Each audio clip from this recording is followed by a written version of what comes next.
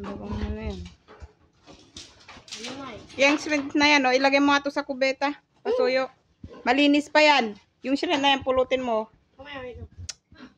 Ano yung alambre? Alambre, kunin mo dito sa bahay.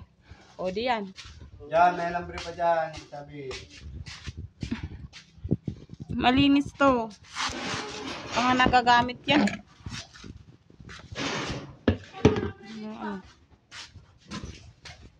Wala alambre dyan. Meron dito. Kunin mo. Okay na.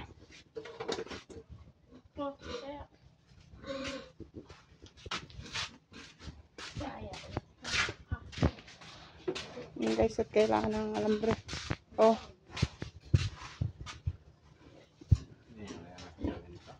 Pakay subsubin niya yan. Itaas mo pa. Yan ang pagtatalian. Aanin niya yan. Yung katawan niya dun, oh, mataas pa naman. Hindi na yan babaliktad. Kaya nga lalagyan ko kalso itong mga ito eh. Hindi mo itataas. Ganong pagtatalian? Di dito na lang, oh. Saan mo nga itatali? Dito mo ilagay. Hindi yan lilipat ng katawan niya. Steady na siyang ganyan.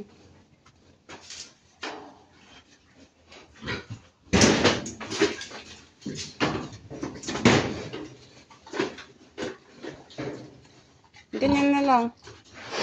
Oo, pwede na yan.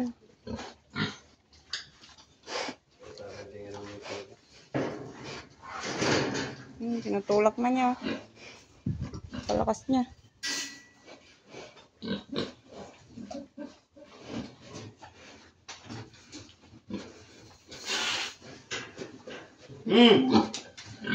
Tapos pakakawalan na natin yung mga biik.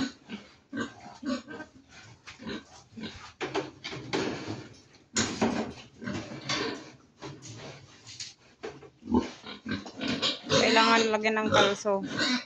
Pwede na yan. Dalawang kahoy yung ilagay mo na lang. Yung isa, pag ganito mo na lang, oh. Kasi maano yan eh. Malakas yan. O, dito yung isa. O, pag ganun mo na yung isa, oh. This, may kalso. Hindi basta-bastang uga-ugain niya man. Hindi yan tataob. Kailangan lagyan ng dagdag suporta.